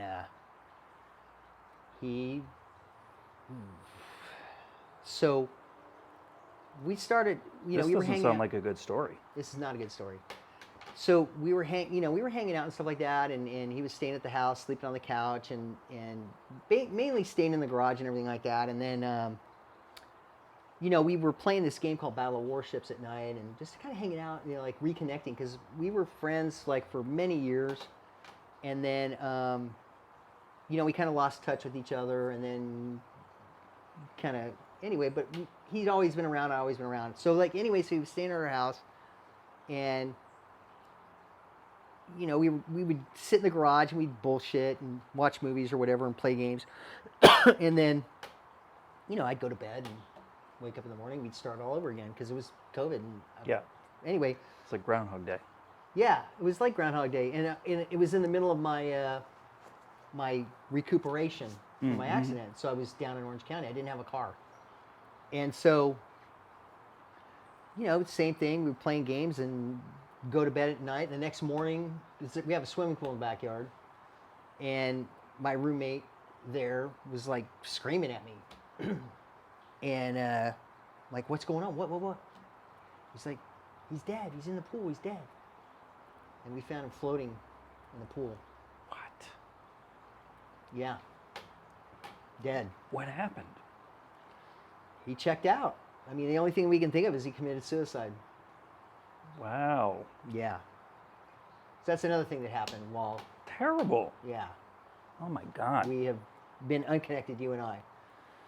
So, could it have been like a heart attack or an embolism or something suddenly like that? No, He just decided it was done. Pretty much, yeah. He, gave up the ghost. So yeah, that's been pretty hard to deal with. How long ago did that happen? July. Oh, that's not long ago at all. Yeah, like toward the end of July, it happened. I'm so sorry. Yeah, thanks. Sorry you had to go through that. Yeah, Were you able to contact his family and all that stuff?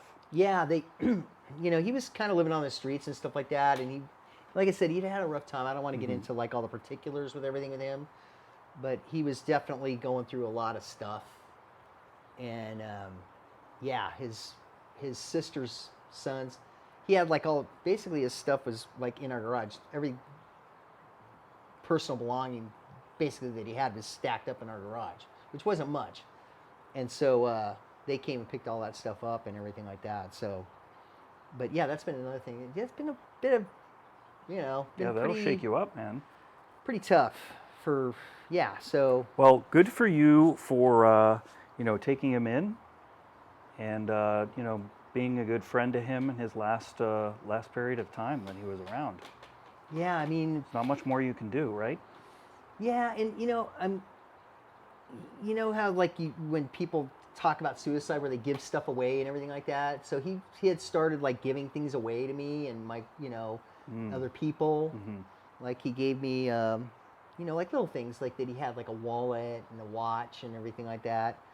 I gave the watch back to them. I got the wallet, and that night he was just like a little bit off. Uh-huh.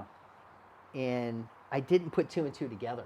Yeah. I just thought, okay, well, maybe he's just not feeling good. 'Cause he had a lot of problems with his back, and he was going through a lot of pain, like physical pain and stuff Sure. like that. And so he would sleep a lot. And, you know, I just didn't put two and two together until the next morning. And it was like, oh, God. So I was the last person to see him alive Wow. as well. And, yeah, I mean, it's like,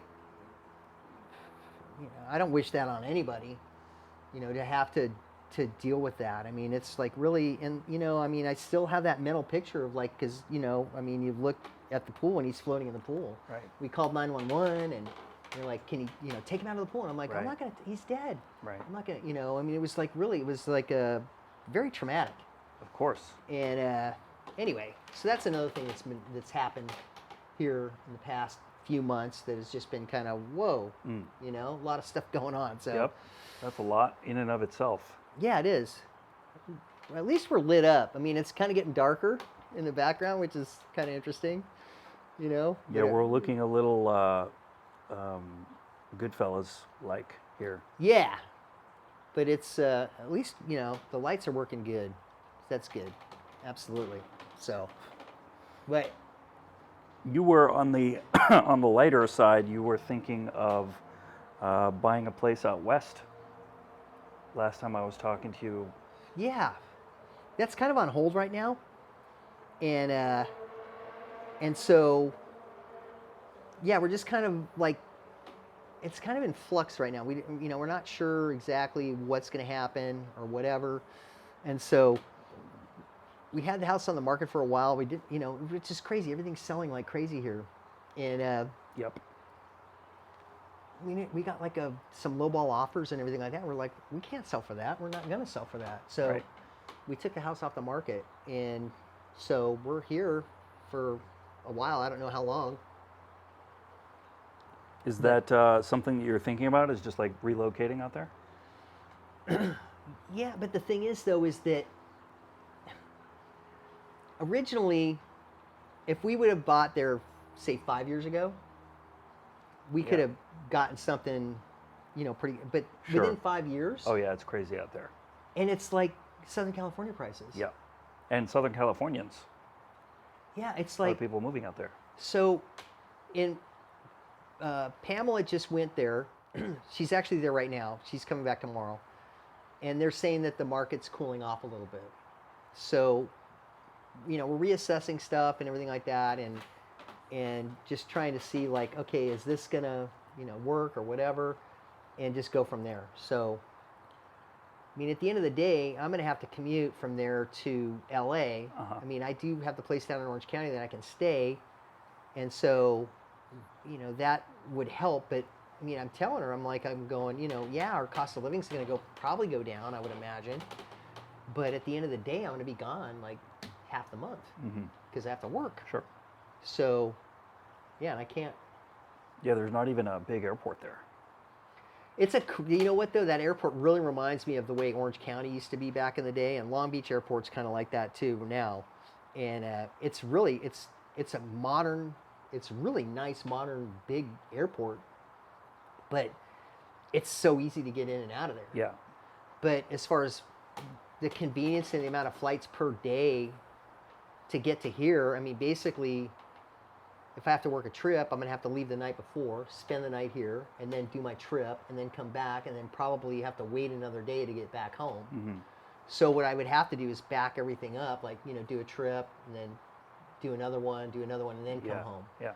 So, but you're still looking at, you're going to lose at least 2 days of your life commuting.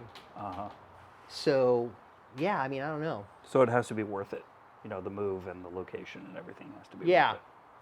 I mean, but at the end of the day, yeah, I don't know. I don't know how it's going to go with everything. I mean, I would like to move there and be able to spend a lot of time there. And although I'm not really looking forward to winter. Yeah, there is winter, Yeah, which but we really it's, don't have here. I mean, I've lived in New York City in the winter. I've lived in Denver in the winter. I've lived in Reno in the winter. And Denver and Reno are kind of like the same as there. And so you know, it's not too bad. The snow doesn't stick. And so it's not like being in Massachusetts where like, you're in, You're sucked in from January to March. March, yeah. Beginning of March, you're like, there's snow on the ground, and make sure you have your hands out of your pockets because you could slip on the ice, that kind of a thing. It's funny because I was walking in Boston. I was on a layover in Boston, and I had my hands in my pockets. And this old guy he's like, hey you there, get your hands out of your pockets. You never know when you slip on some ice. He's like, I didn't get to be this old by keeping my hands in my pockets. I'm just saying. So that's where that came from. I mean, well, it was nice that he was looking out for you. Yeah. I mean, because, the difference between Where Boston... are you from, frickin' Los Angeles? Right? So the difference between Boston and New York is that in Boston, you really have to connect with people. Like, people are not as willing to reach out to you. They're more stoic. That's true in New England in general. Yeah. They're more stoic, and they're more reserved, and they want to kind of, size you up first and everything like that. In New York, it's different. Like in New York, I had no problem meeting people, making friends and stuff like that in New York because it was a lot different in New York City. That was the difference that I saw between the two. Yeah, there's a different kind of shared experience in New York because in the city, everybody's kind of glommed together. You're never more than like 3 feet from another human being. Yeah. In Boston, Boston's not a huge city. There's like 500,000 people in the city itself and 1 million in the metropolitan area.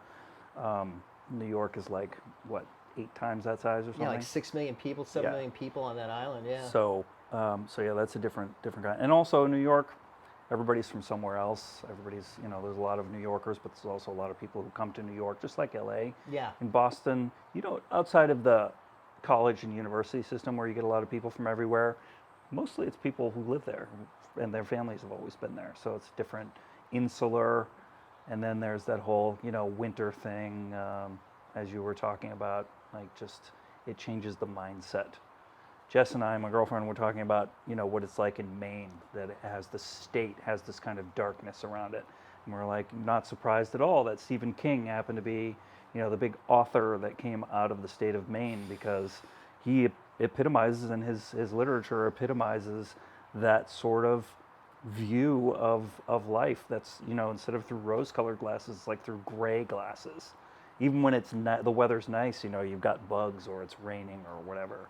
And in the winter, it's depressing. It's dark. Yeah, it's dark. Yeah, absolutely. Yeah, I get that. And there's some of that in Boston. The whole puritanical attitude definitely pervades everything, and, Catholic guilt and all those other things. Yeah. And there's also a lot of meatheads in the Boston area. It's just how it is, There are meatheads everywhere, but there's a particular kind there.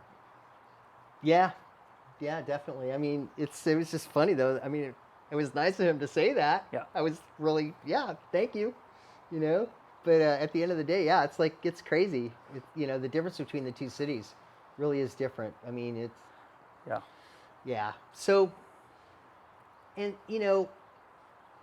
so I know all those things that are going up there and everything like that, but I don't know. We'll have to see. I mean, where I would love to move to is like Montecito. That'd be great. That'd be awesome. I mean, Montecito would be, but that's here. Yeah. It's a little further north than here, but I don't know. It's in flux. We flew into Bozeman in July and went to Yellowstone for several days, and that was pretty cool. It's another place that's changing a lot, and real estate prices have shot up, and people from other parts of the country are moving there, and changing the whole culture. Well, people are moving from there to Montana and Wyoming because they're getting so much money for their places. They're like, okay, I'm going to move to Montana, or I'm going to move to Wyoming. Well, Bozeman's in Montana. Yeah, Montana or Wyoming. Yeah. Yeah, you fly to go to the park, basically you fly into Bozeman, which is sort of like on the southern border with Wyoming. And some of the parks in Montana, most of the parks in Wyoming. So you sort of split your time a little bit. Yeah, so that's what they're doing. They're moving to Montana or Wyoming is what they're doing. They're just moving out. Not me. I love California. I love Los Angeles. This is the best place I've lived, and it's the longest place I've lived. See, I was born and raised here, but I know you don't like Orange County, but I mean, Orange County is just like different. It's different, that's for sure. It's different, like societally. It's different politically. It's different in terms of like what activities you have available. LA is its own thing. Well, I mean, yeah, there's definitely, I guess, more stuff to do up here Yeah, and everything like that. for but sure. But there's more stuff to do here than almost anywhere. Like New York, sure, there's a lot of stuff to do there too. Yeah. Like LA is sort of like, especially if you're young, like you can do anything here. Yeah, and I'm getting to the age now where it's like, I like being at home, and I like just kind of maybe just being around the neighborhood and stuff like that. I don't need to go out to dinner every night and all that other kind of stuff and the hottest new place or that kind of things. I just like to kind of hang out, I like hanging out too. I'm definitely, this COVID year really made everyone a homebody. So if you're not a homebody, you probably really hated it. But if you kind of like know how to settle into yourself and enjoy, make your place as good as you can make it for enjoying your time, spending a lot of time with probably the one person that you're locked in with. Yeah. Then it was not so bad, and it hasn't been so bad for me. But Yeah. I am anxious to be able to get out and do more stuff. Occasionally we'll go out and we'll eat it outside at a restaurant. Mm-hmm. I'm anxious to get when I go to the cigar lounge, I sit outside. I won't go to a lounge that's just inside because I just don't want to sit inside with people. I don't know if they're vaccinated. I don't know what's going on. Yeah. Yeah, see, I had a little bit different take than you did because I was working through this whole thing and traveling, so to speak. Right, you just didn't have a choice. You were right in the middle of it the whole time. Yeah, it was. It was weird. Getting back to Kauai, right? So we were at Duke's and everything like that. So, and Where's everybody the Duke's in Kauai? Which city is it in? Is it up in Princeville? No, Is it down Kaneohe, Wailea? Kaneohe. Is it Kailea? You're talking Maui. Yeah, I know. I get Kauai cities Yeah, and Kauai is Maui Kauai, no, cities Kauai. mixed up. Kauai's different. No, I forget what that is. Poipu. Poipu Beach. I don't know. Anyway, so we were there, and the girl. So what ended up happening? We were supposed to do a turn. We were supposed to, and a turn. Yeah. A turn means you. A turn. I see. Yeah, a turn. So you fly in, and then you sit there for an hour, and then you Right. fly back, work it back. What ended up happening though is they had thunderstorms over Kauai, really, really bad ones. So we had to land in Honolulu, and we had to sit on the tarmac for like an hour and change, and then Just we waiting for the weather to clear. Yep, and then the weather cleared, and then we got to Kauai. So our legalities made it so that we could not work coming back. So we stayed in Kauai. But Because of the extra time that you had to Yeah. work. Yeah. so it would have put us over our time. And so the girl, she had brought a can of spray, like disinfectant spray or whatever it is, and we were like, because back then everybody was like, Sure. wiping You're wiping and- your groceries down and all that shit. all that Yeah. stuff, right? And so we were like spraying the elevator keys, and Yeah. we went in. I borrowed her can, and I sprayed my whole room with the stuff, and everything like that. I mean, it was like Yeah. crazy, And it was. I'll never forget that. She was a fun girl. She was really fun. She was really animated and just a great girl. She was fun. Oh, she's probably a good flight attendant. Yeah, she's good. She works a lot too. But it was just funny because I just remember the spray and just spraying everything. But back then, Yeah. everybody did that. I mean, Well, it was before we knew exactly how it was transmitted. I mean, if you're Right? going to get COVID, you're going to get it from somebody who's infected breathing out their air, and you breathe it in. That's how you get it. yeah. So back to this cigar. I'm just about done. Yeah. And it's still tasty. It It's not is. like ashy and burned out or anything. No, this is a proper stick. This is like a winner in my book. It's a thumbs up. So the Absolutely. January 2014 H. Upmann Connoisseur A. Connie A. Connie A. Yeah. Not the Connie B. Not the Constellation, but the Connie A. Nope. So yeah, it's great having you here again. Great Glad being that we're here. able to do this. Yeah. And We'll then do it again. We should do it again in a couple weeks. yeah, we'll Actually, next weekend, I have a ton of free time. I don't know if you're going to be yeah, around. okay. Yeah, I'll have to like see if I'm working or whatever it is. Okay, hit me up. I will definitely because I've got those little calibers in there. So Oh, yeah, we're going to do a Culebra. If you haven't smoked a Culebra or seen a couple of clowns smoking Culebras before, that in and of itself is a visual experience. Yeah. And there's people. And they're old, right? They're what? Original '08 release. Well, not original, I guess, but they were. I think they're from '08. They're from my buddy in Hong Kong. I brought them home. So Beautiful. You Yeah. get a full like coffin of them? yeah, they're in the Oh, coffin. cool. So we can do the whole reveal and all that. Oh yeah. With the big band, the giant Partagas I band. know that band on there. Yeah, and the little felt ties. Oh yeah, Too. the ribbon on the bottom. The yeah. ribbon, the ribbon around the cigars. Yeah, there we go. Have you ever seen anybody, by the way, smoke all three at the same time? Now I have heard, rumor has it that people will do that. I have never. I mean, you have the three tips, right? And it's three separate cigars. They're not like woven together. They're just sort of like put together. But I guess you could cut all three. We'll talk about it when we do it. But you could cut all three, but could you get all three like in your mouth and get a good draw? I mean, because it's a really tiny cigar, so it's just Yeah. like basically smoking a bigger one of these. That would be weird. Talk about a clownish Talk visual. about a puff of smoke. I mean, that would be Yeah. that might be the most uncomfortable cigar that you've ever smoked in your life. Yeah, when I smoked three cigars at the same time. Yeah. That time. So anyway, that's what we're gonna do next time. Great. But hope you enjoyed this. It was a good experience for us, and 2 thumbs up, right, Oh yeah. on this cigar. Anyway, that's it. See ya.